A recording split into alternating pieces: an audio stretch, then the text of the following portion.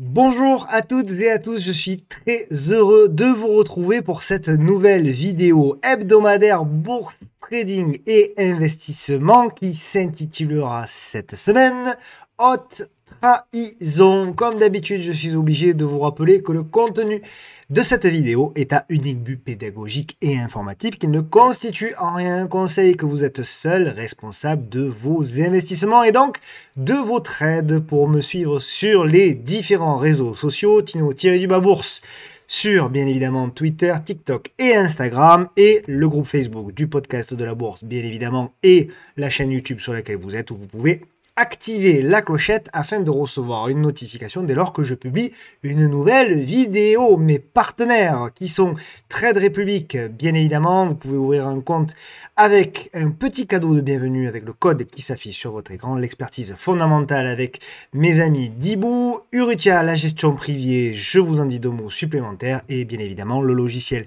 que vous voyez au travers de toutes ces vidéos, le logiciel d'analyse technique de Pro Real Time. Petit zoom sur Urutia, mes amis de la gestion privée Olivier et Michael, avec qui je vous donne à nouveau rendez-vous, puisque ce week-end il n'y aura pas une mais deux vidéos de contenu gratuit pour vous avec le nouveau webinaire patrimonial. Donc ce sera ce dimanche, et le webinaire portera sur un sujet que bon nombre d'entre vous m'avez demandé d'explorer, parce que c'est un sujet peu connu, qui est le sujet des produits structurés. C'est une vidéo de plus d'une heure, passionnante, dans laquelle on essaye de vulgariser, de faire de la pédagogie sur ce que sont les produits structurés. Je vous invite véritablement à rejoindre la vidéo. Je pense que vous allez en apprendre beaucoup. Allez, on attaque avec le programme donc, de cette vidéo Haute Trahison. On va y revenir avec un programme chargé Ubisoft, LVMH, Alstom, Kering, Sartorius, Soitec, Just Eat Takeaway, Melexis, Pernod Ricard, Xfab, Eramé, Renault, Sofina, Philips Con qu'on suit, Valneva qu'on suit également, Valdeo qu'on suit également, Umicore, une petite nouvelle, Brederode également une nouvelle, de Richebourg, OVMH, ASML Holding, SMCP, Société Générale, L'Oréal, Fnac, Darty, VGP, et on ira aux États-Unis voir McDo, PayPal, Nike, et puis je vous proposerai comme d'habitude un titre à suivre comme d'habitude. Merci mille fois, vous m'avez laissé tant de commentaires la semaine dernière dans les vidéos. C'est vraiment, voilà, si vous avez une seule volonté pour me récompenser, pour m'encourager, un commentaire, un like. Je sais que c'est pas grand chose, ça vous paraît peut-être pour vous pas grand chose, mais en tout cas, pour moi c'est beaucoup, et ça encourage et ça met en avant la chaîne, ça me permet voilà, de faire venir des intervenants de qualité, tout simplement, et proposer encore plus de contenu gratuit. Et encore une fois, tout ça c'est grâce à vous. Merci pour vos messages privés, toujours extrêmement bienveillants, toujours extrêmement polis, toujours extrêmement charmants. Merci pour votre gentillesse et votre sympathie. Vraiment, ça donne du baume au cœur. Allez, on attaque sans plus attendre avec le programme. Donc, on démarre, bon, très simplement, hein, par le CAC 40. Le CAC 40, on est dans une dynamique qui est corrective, hein, on va dire grosso modo. Tiens, j'ai pas activé ma caméra, voilà, me voici, me voilà. Donc dynamique plutôt entre guillemets, effectivement, plutôt on va dire de correction, on va dire, hein, à court terme, effectivement. Donc il est probable qu'on ait effectivement un mouvement un petit peu, bon, c'est ce que je pense, hein, je pense qu'on est dans des constructions de figures un petit peu plus larges. Bon, maintenant, si on zoome, mais pour moi, le CAC 40 n'a pas vraiment d'intérêt, hein, du moment où on lâche pas véritablement des niveaux. Pour moi, on l'a dit la semaine dernière, donc on était là, vous avez dit rebond technique, et ensuite on reviendra tester le niveau des 8000. C'est très exactement ce qu'on a fait. Donc je pense que voilà, pour le moment on bloque, on fait le repli sur la M10, pour le moment ça bloque. Alors on est entre, il est 14h, voilà, au moment où j'enregistre la vidéo. Donc bon, on verra effectivement la clôture, mais grosso modo pour moi le top, le double top à 8200 pour le moment a fait résistance. Et là on est dans de la construction de figure, et on est, je pense, au début d'une construction de figure. Voilà, on peut avoir une construction de figure beaucoup plus large, avec quelque chose, un biseau descendant, avec voilà. Et je pense que effectivement ce mouvement un petit peu, si vous voulez, de léthargie, hein, sur les indices pourrait en effet, et vous le savez, ça fait plusieurs semaines que je vous en parle, pourrait profiter évidemment aux mid and small, et les small, elles, pour le moment, effectivement, elles sont en train de faire, vous voyez, alors on a un CAC qui, depuis plusieurs semaines, baisse, on va dire, et puis on a un CAC Small qui lui a rebondi de plus de 4%. Et là, qu'est-ce qui est en train de se passer sur le CAC Small? C'est très intéressant. On a le phénomène d'une congestion. On a véritablement une accumulation ici qui est en train de se réaliser. Donc il va falloir voilà, maintenant réaliser effectivement le break pour pouvoir lancer une nouvelle tendance. Donc il va falloir vraiment observer ceci lors des prochaines semaines, parce que bien évidemment, si on break par le haut, je pense qu'on aura potentiellement un marché haussier sur les mid and small. Il y a des choses à faire, on le voit hein, véritablement, il y a des configs qui fonctionnent, il y a, on va le voir, hein, notamment dans pas mal de titres nouveaux. Je pense qu'il y a des choses à observer, et il y a des choses potentiellement à faire. Et donc, dans les choses à faire, alors je suis assez content parce que c'est vrai qu'on a eu un peu plus de réussite là ces dernières semaines que ce qu'on avait eu précédemment, tant mieux. Et dans les réussites, dans un début de réussite, on va dire, il y a Ubisoft.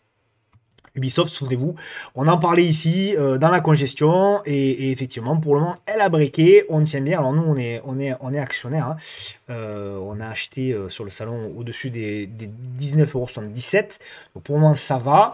Maintenant voilà, il va falloir breaker. Là on a la congestion intermédiaire, il va falloir breaker les 21,40 €, s'installer au-dessus et ensuite on verra. Il y a des zones de gap, il y a également une zone de gap ici à aller chercher. Je pense que c'est l'objectif déjà. Si on arrive ici, ce sera très bien. Donc pour le moment, c'est positif. Tant qu'on tient là aussi la M10, vous avez expliqué hein, le phénomène de retournement de la M10 avec la cassure et la congestion. C'est souvent des setups qui sont très intéressants. C'est très exactement ce qu'on a tenté d'acheter. Voilà, maintenant, est-ce que ça va tenir? On reste dans une tendance baissière de long terme, hein, bien évidemment, hein, sur Ubisoft. Mais on voit, c'était un niveau support, etc. Donc, c'est pour ça qu'on joue le rebond technique. On verra, en tout cas, pour moi, Ubisoft, pour le moment, ce qui est en train de se passer, c'est plutôt très positif. LVMH, donc LVMH, il y a un rebond aujourd'hui qui s'opère, il n'est pas bien violent. Souvenez-vous, hein, donc on avait dit que la première zone à attendre, elle est un petit peu plus basse. On a failli la toucher effectivement mercredi, mais on l'a pas touchée pour moi. Pour moi, elle est encore un petit peu plus basse. Je dirais, allez, sous les 777 jusqu'aux 764. Si on arrive effectivement, comme on l'avait dessiné précédemment, on arrive à venir dans l'ellipse ici et on arrive à avoir ce phénomène de congestion, de réduction de la volatilité, alors effectivement, on pourrait avoir une reprise. Alors il va y avoir beaucoup de comment dirais-je, d'annonces, de publications, etc., hein, notamment les VMH qui va arriver. Je crois qu'ils publient leur chiffre d'affaires bientôt. Donc évidemment, il faut faire attention à ça parce que vous pouvez avoir de la volatilité là-dessus. Donc on verra. En tout cas, la zone pour moi n'est pas encore tout à fait touchée et je préfère attendre encore un petit peu. Alstom. Alors, Alstom, je vais essayer d'être, parce que c'est des actions qui sont toujours très suivies. Alstom, pour moi, oui, elle a fait du rebond, etc. On l'avait dit, hein, souvenez-vous, on avait analysé la figure il y a de ça, je sais pas, ça devait être ouais, en février. On avait dit au-dessus des 12,50 €, il y aura peut-être quelque chose à tenter. Malgré tout, moi, je vois deux choses négatives. Un, la tendance est quand même très baissière. Deux, Alstom a annoncé quand même qu'ils allaient diluer, hein, d'accord, qu'il allait y avoir une augmentation de capital. Je crois que c'était ça. Donc, a priori, quand même, ça sent pas très bon. 3, on est dans une tendance baissière, et lorsqu'on regarde, qu'on prend un petit peu de recul, on avait un support ici, qui désormais fait résistance. Donc pour jouer du rebond technique, oui, mais maintenant, attention, on le voit quand même, on arrive à l'entrée de gap plus la zone de support ici, qui a été cassée et qui désormais fait résistance. Donc attention à la prise de bénéfices. Moi, je ne suis pas acheteur sur Alstom. Voilà, même honnêtement, hein, même pour vous du rebond technique, je ne prends pas le risque. Alors en intraday, oui, éventuellement. Mais en swing trading, garder une position sur Alstom le soir, je peux me tromper. Il y a pas de problème. Peut-être que je me plante et peut-être que Alstom va grimper très haut, très fort. Mais très sincèrement, je pense que le risque est trop important. Et je pense sincèrement qu'il vaut mieux rester à l'écart, grosso modo, de ce genre de choses. Je pense qu'il y a beaucoup mieux à faire actuellement sur le marché. Voilà, je voulais la montrer parce qu'on me la demande beaucoup. Je vous donne mon avis. On me demande aussi de me mouiller. Donc, en sachant que quand on se mouille, on risque aussi d'avoir tort. Mais c'est pas grave, je l'assumerai. Moi, je considère que Alstom est trop risqué pour la majorité des investisseurs. Alors après, tout dépend évidemment de la taille de position. Et si vous mettez 1% de votre portefeuille sur Alstom, c'est pas le même risque. On est d'accord. Mais malgré tout, voilà, je considère que il y a mieux à faire sur le marché que Alstom notamment. Sur le marché du luxe, on a parlé d'LVMH, on parle aussi évidemment de Kering. Kering, moi j'ai toujours la même opinion, hein. Kering, voilà, alors sur un graphique, on va rester sur un graphique hebdo. Kering, alors je sais que c'est pas beau, je sais qu'effectivement il y a eu profit warning, etc., etc. Ok, très bien. Moi, ce que je vois à ce stade, c'est que pour le moment, on tient le support, d'accord? On tient le support. Quelqu'un qui croit en Kering, mettre un tiers de position ici, je trouve toujours pas ça déconnant. Et par contre, il faut prévoir éventuellement un renfort parce que effectivement, on peut aller sous les 270 pour rejoindre ce support oblique ici. Donc, trader, pour le moment, il n'y a rien à faire, sauf éventuellement en cas de cassure. Je vais zoomer pour un trader. En cas de cassure, voilà, on l'avait dit, hein, des 372, si on a une espèce de double appui avec un W comme ça, ou ta séance, peu importe comment vous l'appelez, ok? Mais à ce stade, il n'y a rien à faire. Investisseur, voilà, on se met en unité de temps hebdo et on se dit que voilà, un tiers de position aux alentours des 350 à renforcer aux alentours des 250, 260, 270, je sais pas, il faudra voir effectivement à quelle vitesse on rejoindra le support oblique. Bah, effectivement, ça peut avoir du sens. Ça vous ferait un prix aux alentours des 300 euros, de 190, de 195. Est-ce que sincèrement, pour du très long terme, c'est-à-dire pour viser peut-être, je dirais, pour viser, admettons, allez, on va dire 2030, hein, pour viser cette date-là, est-ce que avoir un prix, on va dire globalement ici, c'est mauvais? Pas sûr, pas sûr, voire 2030, voire 2035. Peut-être que effectivement, à un moment donné ou à un autre, la croissance reviendra sur Kering et la tendance de long terme reprendra. Et là, vous serez bien content, effectivement, d'avoir accumulé sur les 350 et sur les 270. D'accord? Donc, encore une fois, tout dépend de votre horizon de temps. Alors, on me dit, oui, mais Kering n'a plus la même croissance, etc. C'est vrai, c'est la réalité. Mais ce qui nous intéresse, nous, c'est pas la croissance de Kering aujourd'hui. Ce qui nous intéresse, c'est d'imaginer la croissance de Kering dans 5 ans. C'est ça qui nous intéresse quand on est investisseur. Donc, faire le constat de ce qui se passe aujourd'hui, bah oui, c'est dans les cours. Donc, de toute façon, effectivement, il y a des raisons. Le cours n'a pas baissé de 56% depuis plus haut pour rien. Il y a des raisons en général qui sont des raisons fondamentales. Maintenant, encore une fois, c'est la vision qui nous intéresse quand on est investisseur. C'est quelle est la vision, quelle est vous, votre vision de Kering pour les 5 à 10 prochaines années. Est-ce que, d'après vous, Kering, dans les 5 à 10 prochaines années, redeviendra une société forte, redeviendra une société de croissance, avec notamment l'arrivée des nouveaux designers, etc. Est-ce que pour vous, voilà, Kering redeviendra une valeur importante aux yeux du monde du luxe? Voilà.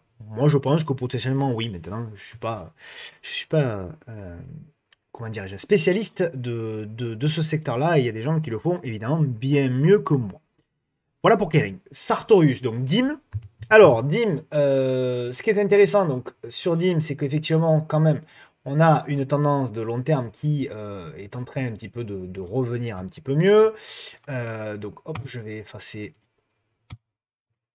Ça, c'était des restants de la vidéo des 20 meilleures actions, que vous pouvez d'ailleurs retrouver sur la chaîne. Ce qui est intéressant, moi sur DIM, c'est que voilà, on est effectivement, donc on avait cette congestion qu'on a cassée par le haut, et là on est en train effectivement, voilà, j'ajuste un petit peu, on est en train effectivement de bien congestionner, de faire le pullback et de bien congestionner. Donc on le voit là aussi, les volumes, regardez, sont en chute libre, donc tout ça, c'est des éléments qui peuvent éventuellement nous intéresser, d'accord? On peut même s'amuser si on veut à tracer une petite oblique, qu'importe. Maintenant, il nous faut un signal acheteur sur Sartorius, d'accord? Ça suffit pas de voir la congestion, il faut une cassure. Donc, pour moi, hein, le signal d'achat, éventuellement, sur Sartorius, ce sera en cas de dépassement. En cas de dépassement, vous pouvez mettre un ordre d'achat au-dessus des 263. Le stop d'invalidation, vous pouvez le mettre éventuellement ici, sous les 244. Les objectifs, bon, à court terme, je dirais que c'est la zone ici des 282. Vous voyez, c'est les plus hauts ici les plus hauts de juin et les plus hauts de août. D'accord? Et également les plus hauts ici de avril, si je ne me trompe pas. Mars, je dirais. Donc éventuellement ce premier niveau d'objectif. Et ensuite, qu'est-ce qu'on pourra viser? Bah écoutez, on pourra viser ce niveau-là. Voilà, les plus hauts par exemple de 2022. Ça peut être une zone également qui peut être intéressante. Voilà, on va dire si on trace ici. Voilà. Tac, en termes d'objectifs, ça peut être une seconde zone. Vous voyez? Donc en termes de ratio gain-risque, ma foi, c'est pas mal. Et puis c'est une valeur quand même, je trouve, qui est en train de donner des signaux plutôt positifs. D'accord? Donc il peut faire du rattrapage. Alors une qui n'a pas donné des signaux positifs, là aussi, hein, c'est Swatec. Alors Swatec, c'est pareil. On dit oui, mais Swatec, la valorisation est importante, même si elle a quand même un peu baissé. La valorisation est importante. Je vais la mettre juste pour investisseurs, hein, pour le coup, Swatec. Mais pour moi, Swatec, voilà, si vous croyez que la société va revenir sur le devant de la scène dans les 5 à 10 prochaines années, pour moi, j'ai deux zones. J'ai la zone effectivement des 94, là on y est, on est à 93. La zone effectivement des 4, je vais l'ouvrir un peu, 94, cette zone-là. Mais là aussi, voilà, vous avez le droit aussi de mettre qu'un tiers d'opposition et renforcer éventuellement sur, voilà, si on lâche et qu'on revient sur les 50 euros, dans la zone grosso modo des 50 euros. Voilà un peu moi, pour moi, mes deux zones pour des investisseurs qui visent éventuellement, encore une fois, 2027, 2028, 2030. Hein, d'accord. Bon, pour les traders, pour le moment, j'ai pas grand-chose. Pour le moment, on a un peu de rebond technique, donc ça, c'est plutôt quand même intéressant. Bon, je vais nettoyer tout ça, hein, de toute façon, ça, malheureusement. Voilà, donc on a du rebond technique. Ouais, je vais laisser ma zone, c'est pas grave. Je laisse ma zone en vert, je vais juste la mettre la mettre en vert clair.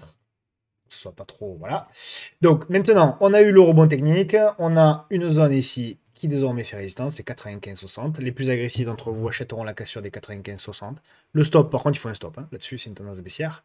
Donc le stop, vous le mettez où vous voulez, sous le dernier plus bas. Et après, donc, qu'est-ce qu'on vise pour du rebond? C'est du rebond technique, hein. C'est pour les traders agressifs. Donc, on visera éventuellement cette zone de gap ici. Voilà. Et donc, on visera très certainement un retour sur... Hop, un retour sur l'entrée de gap et éventuellement sur la clôture de ce gap-là. Donc, ça fait un objectif aux alentours des 108 et ensuite la clôture aux alentours des 120. Donc, en termes de ratio gain-risque, c'est pas mal, hein, c'est pas mal. Ça fait un stop à 8-9%. Alors, c'est beaucoup, mais elle est volatile, Swatec. Un premier objectif à 13 et un second objectif à 25. Voilà. Taillez bien évidemment votre position aussi en fonction de cette volatilité-là, hein, bien évidemment.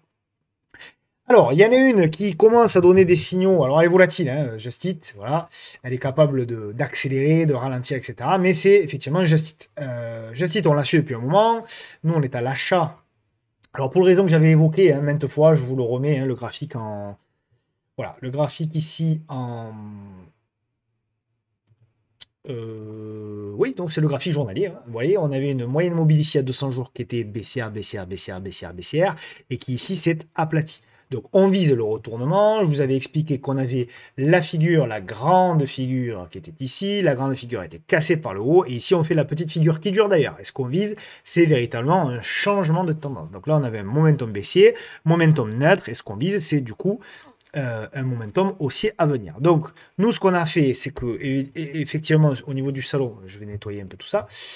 Voilà. Nous, on a acheté à la cassure, il y avait une congestion ici, là, en vert, c'est ce qu'on avait décrit dans les précédentes vidéos. Tout ça n'est pas nouveau. Donc, on avait acheté la cassure de la congestion avec un stop très court pour jouer le haut de range. Donc, haut de range, pour moi, il faut quand même alléger. Là, on est quand même dans une zone d'allègement. D'accord? Bon, le range, hop, je peux le faire même un petit peu plus large si je souhaite. Voilà, très bien. Donc, on est sur une zone d'allègement, mais je veux quand même garder une partie de la position, car je pense qu'elle peut breaker. Elle peut breaker, et si elle break, effectivement, elle break, elle fait la petite congestion intermédiaire, et bien derrière, effectivement, derrière, on pourra espérer une relance de la tendance haussière de long terme. D'accord? Donc, pour le moment, c'est du rebond technique, pour le moment, tout ça. Effectivement, elle est volatile, il faut faire gaffe, hein, elle est capable de vous prendre 6% comme aujourd'hui, comme les repères de lendemain. Fait partie des valeurs très nerveuses qui ont une belle amplitude directionnelle. C'est pour ça que j'adore cette valeur-là. Mais voilà, elle est capable, vous voyez, là, comme de octobre à décembre, hein, elle est capable, en quelques semaines, elle est capable de vous prendre 50%.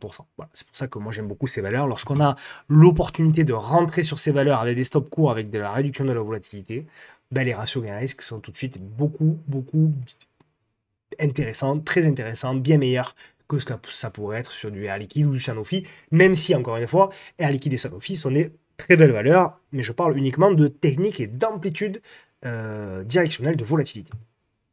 Ok. Melexis. Alors, Melexis, c'est une valeur... Il y a quelques valeurs belges, hein. Il me semble que Melexis est une valeur belge, voilà. Melexis, alors, elle m'intéresse, Melexis. On n'y est pas encore. Il y a deux zones qui m'intéressent. Donc, j'ai ce support oblique ici, là, qui me fait une première zone là. Donc on n'est pas loin, il faudra surveiller. Et j'ai évidemment la seconde zone du support oblique ici. Donc à voir. Moi, ce qui m'intéresse sur Melexis, déjà fondamentalement, je trouve que c'est une action qui n'est pas inintéressante. Mais pour le moment, j'ai pas grand chose. Hein. Pour le moment, j'ai pas de signal, j'ai même pas. Pour moi, la figure, elle est pas encore mûre, d'accord. On va voir, hein, mais pour le moment, voilà, il faut attendre un petit peu plus de signaux techniques. Alors, on peut éventuellement commencer à accumuler tout ça, mais pour moi, c'est pas mûr. Vous voyez, pour moi, on est encore au milieu de la figure et on peut, voilà, on peut encore gesticuler, zigzaguer avant d'avoir une figure mûre, de congestionner, de casser par l'eau. Et donc ça peut nous prendre encore quelques semaines, quelques mois. Et pendant quelques semaines, quelques mois, vous allez certainement immobiliser votre capital qui va varier et finalement ça peut atteindre la psychologie. C'est pour ça que j'essaye toujours d'avoir une porte d'entrée pour essayer de savoir rapidement si j'ai raison ou si j'ai tort. Le truc, c'est pas forcément ce qui est intéressant aussi, c'est, alors évidemment, c'est d'avoir raison dans la mesure du possible, mais ce qui est intéressant aussi, c'est de savoir si on a raison rapidement. Pourquoi? Parce que si on sait qu'on a raison rapidement, ou tort rapidement, mais ça nous permet de sortir rapidement et donc de ne pas immobiliser du capital, de ne pas se mettre en danger sur les marchés. Je veux dire, on parle souvent du ratio gain-risque, et je sais que c'est très important, mais on ne parle pas également du ratio gain sur temps. Et le ratio gain sur temps investi, pour moi, est aussi important que le ratio gain sur risque. D'accord? Voilà pour Melexis, donc plutôt en attente. Pernod Ricard. Pernod Ricard, voilà. Donc là, je vais vous la mettre. Pernod Ricard, donc investisseur, hein, toujours la même chose. Donc investisseur, pour moi, on est sur une zone, d'accord? Il y en a une seconde. C'est bizarre parce qu'il me semblait que je l'avais tracé celle-ci. Bon, je nettoie à chaque fois à force de nettoyer mes graphes et de les. Bref, en tout cas, il y a une zone, voilà, pour moi, si vous êtes investisseur, hein, 142, c'est très bien. Une premier investissement sur les 142 et un deuxième investissement au niveau des 110, 110, 115, ça peut être effectivement intéressant pour vous hein, la tendance de long terme. Voilà. Pour moi, il n'y a pas grand-chose à dire pour les investisseurs, à part ça, c'est déjà pas mal, vous me direz. Pour les traders, je nettoie encore une fois. Voilà. Pour les traders, vous vous embêtez pas. Vous tracez votre petite oblique. Voilà. Elle est là. Vous voyez, vous avez 3 points de contact. Vous la mettez en rouge. Et voilà. Et vous attendez tout simplement le break de l'oblique. Voir la petite congestion après pour revenir ici. Et ensuite redémarrer une tendance. D'accord? Donc pour moi, hein, véritablement. Alors vous avez même un double top là, non? C'est un double top ça? Presque. Au-dessus ici des 146,15. Voilà. Véritablement, tant qu'on est sous les 146,15, sincèrement, je pense qu'il vaut mieux attendre pour un trader, on va dire court moyen terme. Ah, il y en a une qui a réagi. Enfin, souvenez-vous, je vous disais, tiens, je suis déçu, elle ne réagit pas. Enfin, elle s'est mise à réagir. C'est XFAB. Ça y est, XFAB, donc très intéressante XFAB. Vous savez pourquoi, hein, le support oblique qu'on suit. Donc, troisième zone qui était ici, d'accord? On est venu toucher la zone, on a fait le biseau descendant, magnifique. On a fait, regardez un petit peu, très très belle. Alors je l'ai loupé moi. Du moins, on est rentré avec le salon un petit peu plus tard. Tant pis. Mais effectivement, la congestion était très belle. Et je pense qu'il y avait, voilà, regardez un petit peu, il y avait très très belle baisse de la volatilité. Regardez, très peu de volume. Et derrière, on break ici, etc. Et on lance en tendance. Alors tout n'est pas gagné encore, puisque pour le moment, on le voit, on bloque sur cette oblique ici en rouge. D'accord? Donc, mais c'est intéressant parce que, effectivement, tant qu'on tient toute cette zone des 7 euros, allez, prenons un chiffre rond, 7,05 €, 7 euros, 7,05 €, tant qu'on tient ça, eh bien, ce qui est intéressant, c'est la construction. Et ce que j'espère, c'est que le titre va bien congestionner là-dedans pour ensuite breaker et aller chercher le premier objectif qui est l'entrée de gap, ici, allez, on va dire 7,80 €, 7,85 €, et ensuite la fermeture donc de ce gap baissier du 9 février. D'accord? Donc moi, c'est une action qui m'intéresse, XFAB, mais encore une fois, même si elle m'intéresse fondamentalement, il faut un petit peu plus pour moi de signaux techniques pour pouvoir avancer. Ok? Donc voilà pour XFAB. Eramé. Donc Eramé est pas mal. Alors, c'est pas gagné encore, hein, Eramé, mais c'est pas mal. Voilà. Donc, on l'avait dit. Donc, on avait dit la congestion, hein, souvenez-vous, la congestion, le break, tout ça, bref. Euh, hop, j'enlève la navigation. Ce qui est intéressant, c'est que vous voyez, on a breaké même la M200. On a fait le point d'appui. Je nettoie un peu tout ça. Et là, on est en train de congestionner. Donc, le véritable pour moi, là, pour le moment, c'est du rebond technique, hein. Pour le moment, c'est de la cassure de figure. Voilà. On a breaké la figure, qui est ici, on peut ajuster. Alors, des fois, on prend les mèches, des fois pas. Mais là, on peut ajuster sans les mèches, on s'en fiche. C'est du détail. Ce qui est intéressant, c'est la directionnalité, c'est la réduction de la volatilité également. La réduction de la volatilité, on l'a eu ici, on l'a eu là. On a breaké, on a fait le pullback, on relance, on fait le pullback. Et là, ce qu'on attend désormais, encore une fois, c'est une nouvelle relance. Le signal, pour moi, hein, pour un investisseur moyen terme, sera au-dessus des 76,20 € pour aller chercher l'entrée de gap et la fermeture aux alentours des 84,40 €, voire des 87,40 €. D'accord? Je considère que tant qu'on tient à court terme, hein, décidément, je fais que des bêtises, supprimer, voilà. Tant qu'on tient la zone ici, vous voyez, toute cette zone ici, je vais vous la mettre en vert. Voilà. Tant qu'on tient la zone des 68 €, je reste positif sur le titre et pour moi, les probabilités de breaker restent supérieures. Ok? Tac, tac, tac, tac, tac. Renault. Ah ben, Renault, elle est belle, hein. Alors, Renault, c'est intéressant parce que Renault, donc on l'a abordé d'ailleurs dans les 20 meilleures actions. Ce qui est intéressant, c'est ça. C'est, vous voyez, la pattern qui est ici, là, qui ressemble, on en avait parlé également dans les 20 meilleures actions, qui ressemble beaucoup à la pattern de 2009. Donc ça, c'est intéressant. Vous avez vu, derrière, on a breaké et on a eu quand même une belle tendance haussière. Maintenant, pour le moment, on bloque et on bloque pas n'importe où. On bloque, clac, ici, sur la M200 mensuelle, voilà, qui est un gros niveau. Donc, il faut faire attention si vous voulez investir sur Renault maintenant. Maintenant. Moi, je privilégierais plus, si on l'a, pour le moment tous les replis sont achetés, si on l'a, je préférerais un point d'entrée. Vous voyez, on a une oblique ici en rouge qui a été cassée. Bien, ce que j'aimerais beaucoup, moi, c'est qu'on revienne tôt ou tard retester l'oblique, bien congestionner, et ensuite on réattaque une tendance haussière. D'accord? Là, pour le moment, alors c'est haussier, hein, point à la ligne, d'ailleurs on le voit, la M10 journalière elle est haussière, on est au-dessus, il n'y a rien à dire, ça peut continuer de monter bien largement. Mais pour moi, il faut à minima un repli avec une petite congestion pour avoir un ratio gain sur risque intéressant. D'accord? En tout cas, sur toutes les horizons de temps, Renault pour moi c'est intéressant. Fondamentalement, je trouve que c'est une action qui est également intéressante. Donc pour moi, RAS sur Renault, voilà. On passe à l'action suivante, une action également belge qui est Sofina. Le code, donc Sofina, elle est intéressante. Donc Sofina, je ne sais plus où je l'ai présentée. C'est peut-être la semaine dernière, je ne sais plus. Je perds la tête un petit peu. Ouais, je ne sais plus. Peut-être c'était dans un live, j'en sais rien. Qu'importe. C'est pas très grave. En tout cas, je vous la montre parce qu'elle est intéressante. Elle est intéressante parce qu'elle ressemble un peu d'ailleurs à Just Eat, là aussi. Vous voyez, avec effectivement une tendance baissière, derrière une consolidation un peu à plat. Et donc, ce qui est intéressant là aussi, c'est qu'on a un phénomène de construction. Alors, on peut le faire, on peut tracer comme ça, mais on peut tracer également différemment. Je vais mettre une amplitude moyenne et là, je vais, voilà, on va construire ici la petite figure. Je vais zoomer pour que ce soit plus lisible pour vous, dans la mesure du possible, bien évidemment. Hop. On va vous la mettre en rouge. Vous voyez, je fais les choses proprement. Hop. Voilà. Donc, il y a deux possibilités, hein, si vous voulez investir sur Sofina. Soit sur repli, avec ici certainement le point de passage à la moyenne mobile à 200 jours. Soit éventuellement sur break, ici, congestion. Et ensuite, on attaque une nouvelle tendance.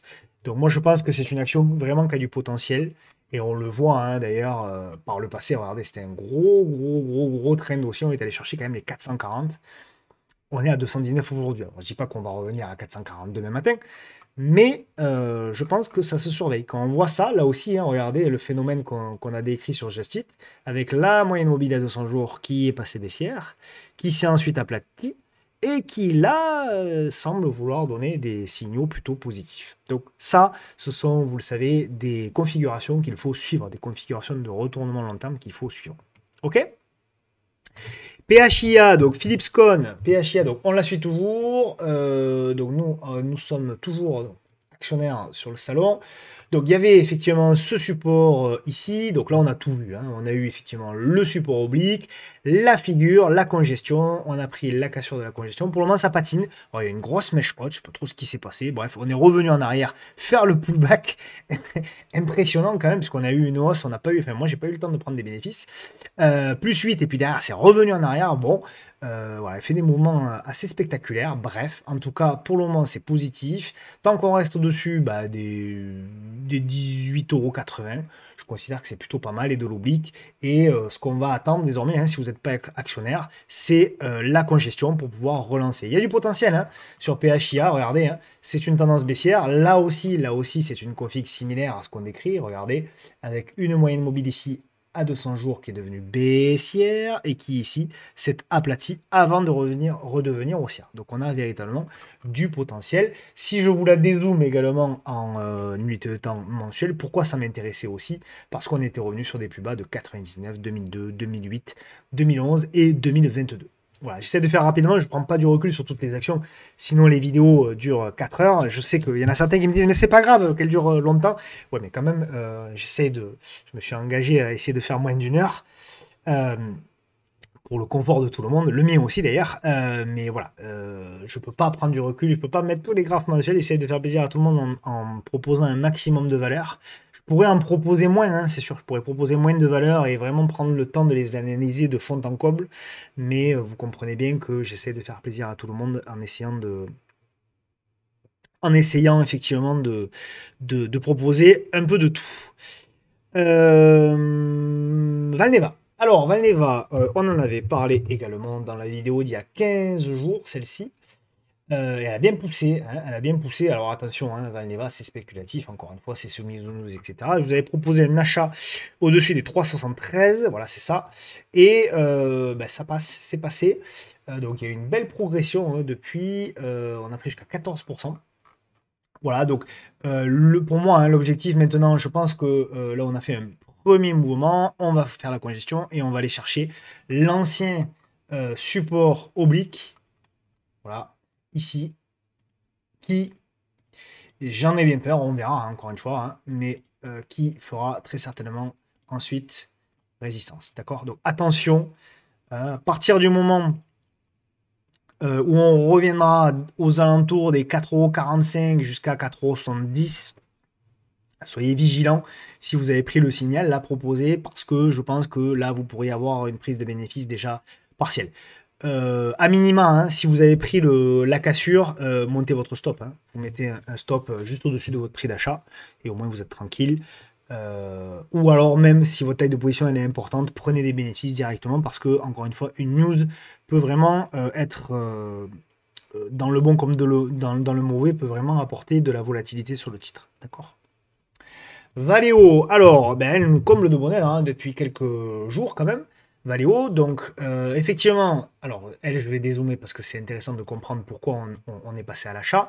Pour moi il y avait une zone de friction. Une zone de friction c'est une zone où les prix se sont beaucoup échangés pendant longtemps. Par le passé c'était une zone de friction ici en 1994, ici en 2002 jusqu'à 2004 et ici vous voyez en 2010, 2011, 2012. Support ici en 2020, et là on est revenu dessus. Donc c'est pour ça que ça m'intéressait. Maintenant, une fois qu'on a analysé les zones clés de long terme, on zoome en unité de temps journalière ou même en 4 heures, hein, pour ceux qui sont le plus agressifs. Et puis là, on avait toujours la même chose. Le phénomène avec la congestion, le biseau descendant, la congestion qui était ici, la cassure de la congestion, la petite figure. On a tout eu hein, sur Valeo. La grande figure, la congestion en bout, la cassure, la petite figure et après un nouveau départ. Là aussi, il y a souvent des gens qui vous expliquent, des formateurs qui vous expliquent que lorsque les figures arrivent dans le dernier tiers, les figures de congestion arrivent dans le dernier tiers, c'est que la figure est pas bonne, c'est faux, c'est une stupidité, ça n'a rien à voir. Vous pouvez même arriver tout au bout, et je vais même vous dire, plus ça va loin dans la figure, mieux c'est. Ça veut dire que la congestion est encore plus importante. Donc il y a cette histoire-là des 2 tiers que j'ai toujours entendue dans toutes les vidéos, et je peux vous dire que quand vous tradez, vous vous apercevrez que c'est totalement faux. Bref, en tout cas, ce qui est intéressant, c'est qu'on a eu la cassure, on a eu donc la congestion ici, la cassure, et on a eu ici également une congestion supplémentaire. Donc nous, ici, on a pris la cassure, on le voit très bien, hein, la réduction de volatilité qu'il y avait ici. J'ai pas regardé, mais voilà, on avait très peu de volume. Voilà, les volumes en dessous de la moyenne. C'est une moyenne à 20 jours, hein, certains me le demandent. C'est une moyenne à 20 jours, hein, vous voyez le flux bleu là. Donc on voyait qu'on était en dessous de la moyenne à 20 jours. Donc ça, c'est des éléments qui militaient pour effectivement derrière un mouvement directionnel, plus ou moins important, hein, on ne peut pas mesurer, mais en tout cas, c'est ce qui s'est passé. On a eu le break, derrière une accélération, puisque le cours a pris jusqu'à 14%. C'est pas rien quand même, 14% en quelques séances. Et là, on a effectivement à nouveau une réduction de la volatilité qui est en train de se mettre en place. Donc la figure intermédiaire. Donc on verra ce qui va être intéressant. Alors les marchés ne sont pas fermés ce vendredi encore, mais ça va être intéressant de voir si on a également ici une réduction de la volatilité et une réduction des volumes dans les prochains jours pour pouvoir éventuellement même, pourquoi pas, renforcer en cas de cassure à la hausse. Alors, il y a une action, voilà pour Valeo, donc positif pour Valeo, tant qu'on est au-dessus de la M10 journalière à minima. Alors attention, c'est du rebond technique, pour aller chercher les 14 euros. Pour le moment, ce n'est que du rebond technique sur Valeo.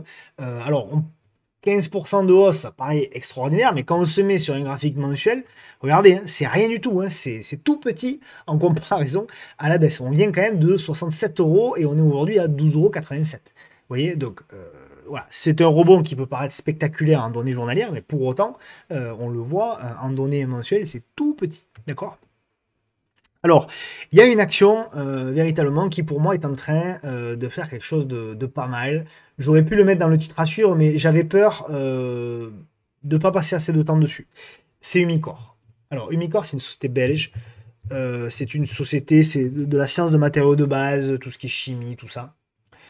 Donc mes amis belges, décidément, sont comblés aujourd'hui avec Melexis et Sofina et il y a Brederode ici aussi qu'on verra juste après et Umicore. Moi, c'est très intéressant. Le graphique ressemble au graphique d'ailleurs du Palladium d'ailleurs, que j'ai posté sur Twitter. Bref. Et donc, effectivement, vous voyez, 2007-2008 et 2010 jusqu'à 2016, tout ça, c'était des zones de friction. Ce qui est très intéressant sur Umicore, c'est que regardez, on avait un gros biseau descendant. Ce gros biseau descendant, il est venu toucher. Et là, on a effectivement quelque chose qui est en train de se passer. Lorsqu'on zoome sur l'unité de temps, effectivement, hebdo, on voit encore mieux ce biseau descendant. Donc, très intéressant. Et ce qui est véritablement intéressant, si on zoome encore, là, voilà, je m'adresse aux traders, c'est que on avait une ligne de coup, regardez. Et là, on voit une espèce de...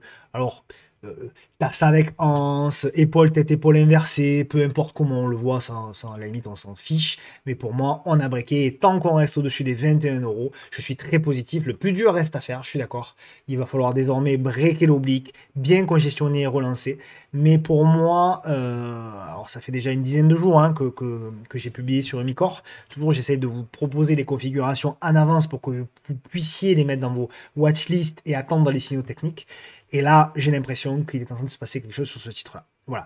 Donc, je pense que ça se surveille de très très près et tout le secteur d'ailleurs pourrait en bénéficier dans les prochaines semaines. On verra. Moi, je pense qu'on est en train de, vous le savez, de vivre une rotation des big vers les mid and small, des valeurs de croissance vers les valeurs un petit peu plus value, etc. On verra la suite, mais c'est mon hypothèse de travail depuis à peu près un mois. Et pour le moment, c'est, j'ai l'impression, ce qui est en train de se produire. Il va falloir pour ça, bien évidemment, que les indices tiennent.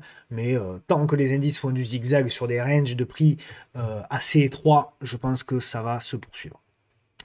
Voilà pour Umicore. Et donc, on a Brederode. Donc, Brederode. Rode, donc aussi pour nos amis belges. Donc j'en ai parlé également sur Twitter de Bread et Rode parce que pour moi ce qui était intéressant c'était le break. Donc on avait une belle zone ici de résistance, hein, aux alentours des 108 jusqu'à 110 et là on a breaké. Donc c'est intéressant. Il y avait, regardez comme d'habitude, regardez un petit peu là, ici le double top, là, au-dessus des 110. On l'a pris également sur le salon. Donc beau break. Et derrière, donc on verra. Alors ça peut continuer. Et si ça continue pas et que vous avez loupé, toujours pareil, le repli, la congestion et éventuellement un nouveau départ pour aller chercher l'objectif suivant. L'objectif suivant, c'est les 117. Et après, ensuite, on visera le top quasiment aux alentours des 132. Voilà pour moi, donc c'est très positif. Tant qu'on reste au-dessus de la M10 journalière, je reste bien évidemment très positif sur le titre. Un titre également très positif, c'est pour le moment de Richebourg. De Richebourg, on en avait parlé, toujours la même chose au niveau du support oblique. Support oblique a été touché par 3 fois et même par 4 fois ici. Donc ici, effectivement, alors je sais pas si cette oblique, elle est intéressante ou pas. Bref, on s'en fiche. Pour moi, je trouve qu'on construit. Ce qui va être intéressant et ce que j'espère sur De Richebourg, c'est qu'on revienne ici éventuellement consolider ici, congestionner pour ensuite relancer. Donc si on revient, c'est ce qu'il va falloir surveiller dans les prochaines semaines. Si on a un petit repli, une mèche, quelque chose comme ça, dans cette zone ici, ça peut être une opportunité pour pouvoir rentrer. Si ce n'est pas le cas, si on a juste une latéralisation, si on a juste quelque chose comme ça, on attendra la congestion par là pour pouvoir jouer la relance. Le potentiel sur De Richebourg, il est quand même assez impressionnant, regardez. C'est une action, alors je ne dis pas qu'on va revenir là aussi aux 12 euros rapidement, mais voilà, j'ai la sensation quand même qu'on est sur potentiellement une action qui est en train de construire son retournement de moyen terme. Ok, une qui construit son retournement qu'on suit hein, depuis un moment, OVH. OVH, donc OVH, on avait dit le break et derrière, attention, on peut revenir tester, c'est ce qui se passe. Je nettoie tout ça, parce que à force, je veux garder mes explications, mais c'est vrai qu'après, ça devient brouillon. Donc pour le moment, on fait le pullback. Attention quand même, c'est un pullback un peu exagéré là. Donc voilà, pour le moment, ça tient à peu près, mais c'est un pullback un peu exagéré. Et je considère qu'il ne faut vraiment pas aller dessous là, ce support oblique ici. Donc tant qu'on tient les 9,85€, 10 euros, ça va. En dessous, il faudra faire attention. Maintenant, si vous voulez acheter OVH, là aussi, vous pouvez tracer votre petit oblique et vous dire que en cas de break de l'oblique, on peut jouer une nouvelle relance. D'accord. Donc à suivre également OVH dans les prochains jours, voire éventuellement dans les prochaines semaines. ASML Holding. Donc ASML Holding, on est pareil, on est acheteur. Sur le salon, on a pas mal de trades en cours du coup, et je trouve que elle est pas mal, ASML Holding. Je nettoie tout ça. Voilà. ASML Loading, ce qui est intéressant sur ASML Loading, c'est qu'on a une congestion qui était là. Voilà. Donc cette congestion, elle casse par le haut. Et donc on va voir si on tient. Donc on a cassé, on fait le pullback. Donc il faut vraiment tenir la zone des 911, 912 euros.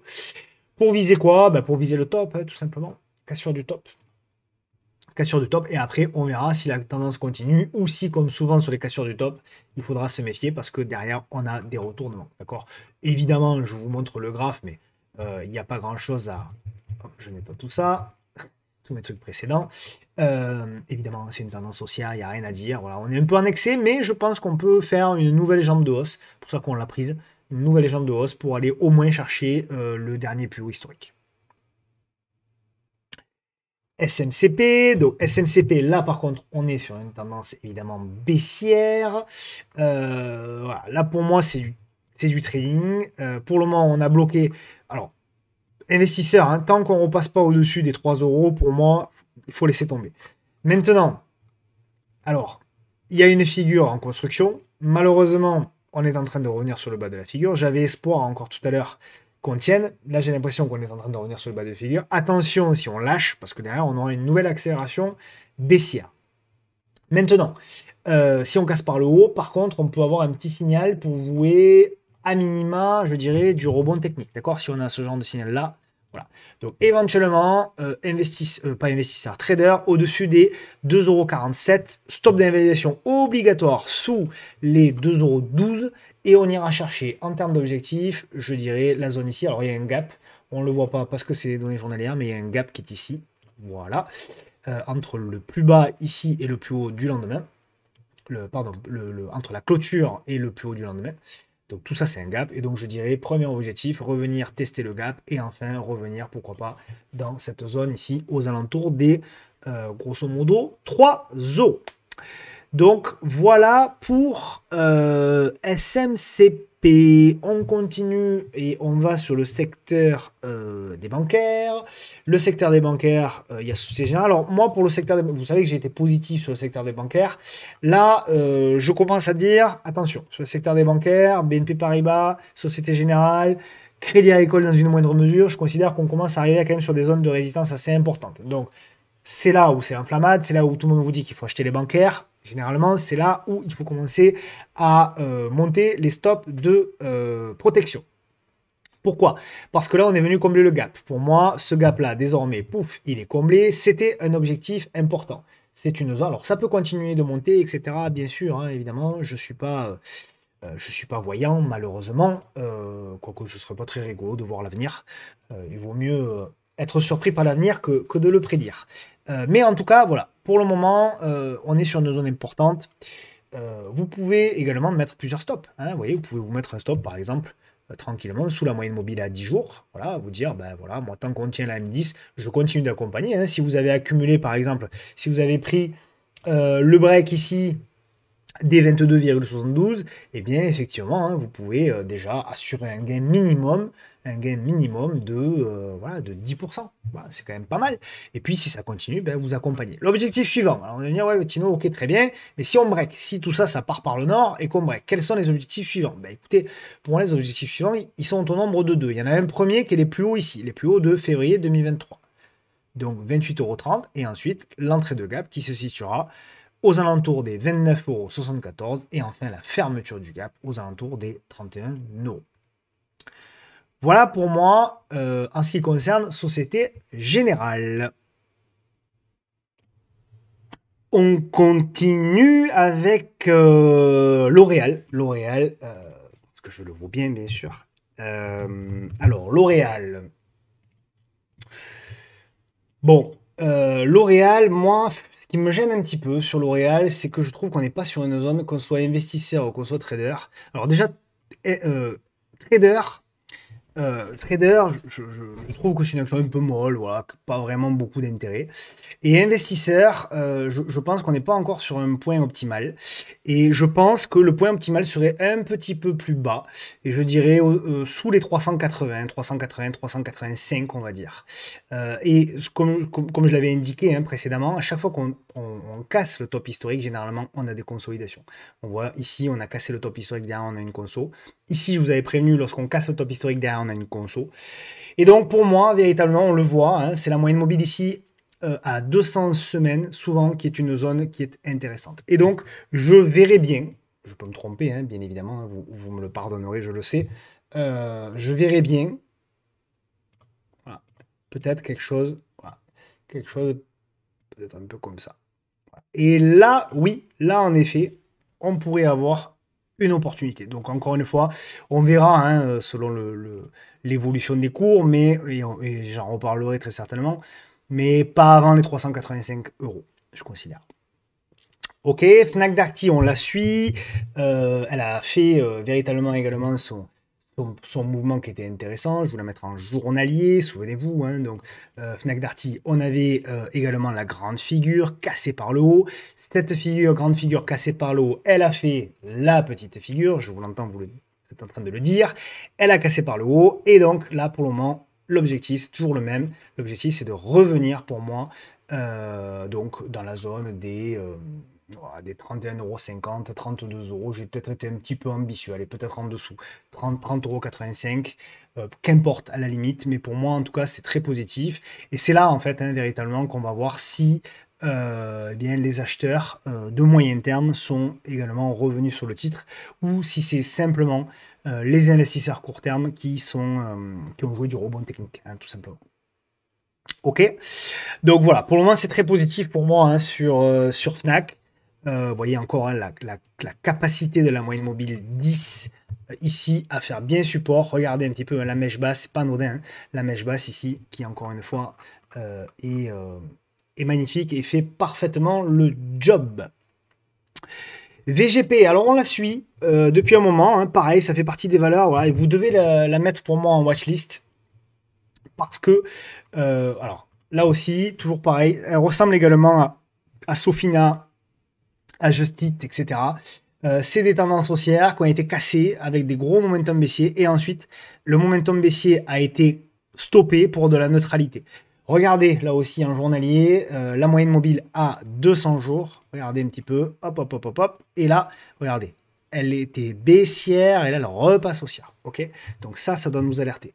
Ce qui est intéressant également, qui nous doit nous alerter également, c'est qu'on avait ici une zone de résistance, résistance, résistance, résistance, résistance, cassée. Et là, on fabrique la congestion. Alors, est-ce que ça va casser par le haut? Est-ce que ça va casser par le bas? Je n'en sais strictement rien. Ni moi, ni personne. En revanche, ce que je sais, c'est que si elle casse par le haut, on aura très certainement un super ratio gain sur risque. D'accord? Et que derrière, on risque, voilà, comme je l'avais indiqué ici précédemment, on risque de construire une nouvelle tendance haussière. Ok, donc ça c'est très positif. Je dirais qu'on aurait une première alerte positive au-dessus, au-dessus des 104,20 € et véritablement le signal de moyen terme serait au-dessus des 108,60 €. Invalidation de tout ce truc si on repasse sous la moyenne mobile à 200 jours, donc sous les 94,50 €. Ok? Donc moi je la surveille de très très près. Alors après peut-être qu'il peut y avoir également une figure comme ça, je sais pas, ça peut être un biseau descendant aussi. Donc là aussi on ajustera au fur et à mesure, mais grosso modo je considère que tant qu'on reste au-dessus de la moyenne mobile à 200 jours qui est haussière, on peut considérer que eh bien, ça se garde en watchlist pour éventuellement acheter sur signal. On part aux États-Unis avec McDonald's. Donc elle s'est bien repliée, hein, McDonald's. Elle s'est bien repliée, voilà. C'est bien replié McDo, donc c'est une tendance haussière, hein, évidemment, très haussière même. Voilà. Alors on a cette espèce de petit canal là. Voilà, avec voilà, des bornes basses, des bornes hautes, qu'importe. Pour moi, là, effectivement, on est sur une première zone. Alors, la congestion intermédiaire est intéressante. Pourquoi pas, hein, on peut casser par le haut. Alors là, pour un trader, c'est extrêmement facile. Un trader, qu'est-ce qu'il va faire? Pardon. Hop, je zoome un peu pour que ce soit plus visible. Un trader, ben, tout simplement, il va acheter au-dessus. Voilà, il va acheter au-dessus des 270 $ pour vouer véritablement un retournement. L'investisseur, lui, par contre, je pense qu'on peut gratter encore. Alors, c'est pas beaucoup parce qu'elle n'est pas très volatile, hein. C'est voilà, 3-4%. Mais je pense que l'investisseur, il peut encore gratter 3-4% pour aller rejoindre le bas du canal. D'accord? Donc voilà un petit peu, pour moi, mon avis, ça reste très positif, hein, McDo, évidemment, à moyen long terme. Alors, on peut également, voilà, on peut tracer d'autres obliques, etc. Mais je considère que pour moi, à ce stade, c'est plutôt ce canal que le marché voit, au vu du nombre au vu du nombre d'impacts qu'il y a eu précédemment, 2 impacts, 3 impacts, 4 impacts, ça me paraît quand même assez cohérent de dire que le bas de canal est assez judicieux. PayPal, on fait le suivi également, donc fait partie des valeurs à mettre en watchlist qui également sont en train de travailler leur retournement et on est toujours dans la même situation puisque, je vous l'avais dit, ce qu'on surveillait, c'était la cassure de l'oblique. On a fait le pullback et là, on fait la congestion. Que disent les volumes? Ben voilà, hein. Là aussi, forte baisse des volumes. Je pense que ça va bouger. Donc, il faut la surveiller de près PayPal et on peut même commencer, je peux même vous proposer un plan là directement, éventuellement. Donc, pour moi, hein, le plan achat au-dessus des 67,26 $ à renforcer éventuellement au-dessus des 68,20 $. Qu'est-ce qu'on visera? On visera le comblement du gap. Ici. Donc on visera le ralliement des 73 $, éventuellement des 76 $, et après on verra, ça sera déjà éventuellement pas mal. Le stop il est un peu éloigné là d'ailleurs, on peut même se mettre un stop plus court aux alentours des 63 $ pour les plus agressifs. Le stop des 61,50 $, c'est plutôt pour un stop de moyen terme, je dirais. Tant qu'on est au-dessus de la moyenne mobile à 200 jours, qui d'ailleurs est en train de se redresser, je considère que c'est pas mal. Là aussi, hein, on est, vous voyez, sur le même phénomène hein, que précédemment. Il y a beaucoup d'actions qui ont des conflits similaires, avec effectivement une moyenne mobile à 200 jours qui s'est pétée et qui est en train potentiellement de se retourner en bas ici. Ok, tout ça, ce sont des configs que vous pouvez d'ailleurs screener, hein, toujours très intéressant de regarder ce genre de configuration avec, avec un aplatissement de la moyenne mobile à 200 jours après qu'elle eût été baissière. Alors, dernière action, c'est le titre à suivre. Le titre à suivre, c'est une action décidément en voyage, c'est PostNL. Alors c'est une action côté Amsterdam. Alors attention, PostNL, c'est également une tendance baissière, on va dire, de long terme. Par contre, ce qui est intéressant, effectivement, c'est que, voilà, c'est pour vous du rebond, hein, c'est pour du trading presque.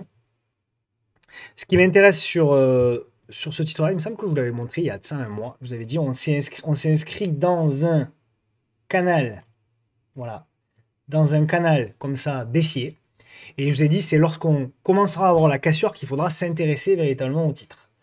Bah écoutez, c'est visiblement ce qu'on est en train de faire, d'accord? Donc, je vous la montre. Je ne dis pas qu'il faut acheter lundi, hein, c'est pas du tout ce que je suis en train de vous dire. Mais je vous la montre parce que pour moi, effectivement, on a une réduction de la volatilité qui est en train de se mettre en place. Regardez les volumes qui sont en train de s'écrouler. D'accord? Donc pour moi, oui, c'est un titre à suivre. Attention, on est sur une tendance baissière, donc là aussi, attention, il ne faudra pas hésiter à invalider de manière très agressive. Pourquoi pas sous la moyenne mobile ici, d'accord? Mais je pense qu'il y a un potentiel. Et alors, en termes de potentiel, qu'est-ce qu'on pourra viser? Donc c'est du retracement, hein. Pour moi c'est du rebond technique, c'est vraiment pour du trading. On pourra viser pour moi, donc vous avez ici un gap, toujours pareil, il faut toujours rechercher les gaps. La moyenne mobile à 200 jours qui va s'aplatir. Donc le premier objectif, ce sera le ralliement de la moyenne mobile ici à 200 jours. Deuxième objectif, voilà, alors par là, je ne sais pas exactement, on verra. Deuxième objectif, l'entrée de gap. Troisième objectif, la fermeture du gap. Et après, si on a tout ça, mes amis, avec plaisir, on ira chercher même le top. Mais voilà, en tout cas, vous voyez, c'est ça aussi les tendances baissières. Je sais qu'il faut essayer, dans la mesure du possible, de limiter les tendances baissières que l'on traite. Pour autant, sur des tendances baissières, vous voyez, comme là, on a des accélérations. Et les accélérations, ça peut vous faire du 50% en quelques semaines. Donc, c'est de la contre-tendance, mais de la contre-tendance qui peut être lucrative et de la contre-tendance qui peut nous amener effectivement à jouer un swing de quelques jours, pourquoi pas quelques semaines, mais pas plus en général. D'accord? Voilà mes amis, dimanche, la vidéo des produits structurés, il faut absolument la voir parce que c'est un sujet complexe, c'est un sujet qu'on a essayé de vulgariser. J'espère que la vidéo vous plaira. Je vous attends nombreux sur cette vidéo-là. Il y a plein d'autres émissions qui viendront dans les mois à venir. Beaucoup de surprises, beaucoup de bonnes surprises, j'espère pour vous.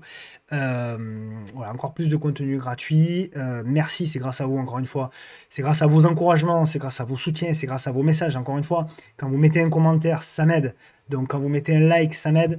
Quand vous mettez sur Twitter également, quand vous partagez également sur les différents réseaux, ça aide beaucoup la chaîne, donc merci pour ça. Et tant que c'est comme ça, on peut évidemment continuer tous ensemble et c'est avec plaisir que je continuerai à être au rendez-vous. Je vous embrasse tous bien fort, prenez soin de vous, prenez soin de vos proches, de votre famille. Je crois qu'il va faire beau ce week-end, donc essayez de profiter du beau temps pour décompresser. Je vous embrasse encore une fois bien fort et je vous dis rendez-vous donc dimanche pour la vidéo des produits structurés et puis la semaine prochaine pour la vidéo hebdo. A plus, bye.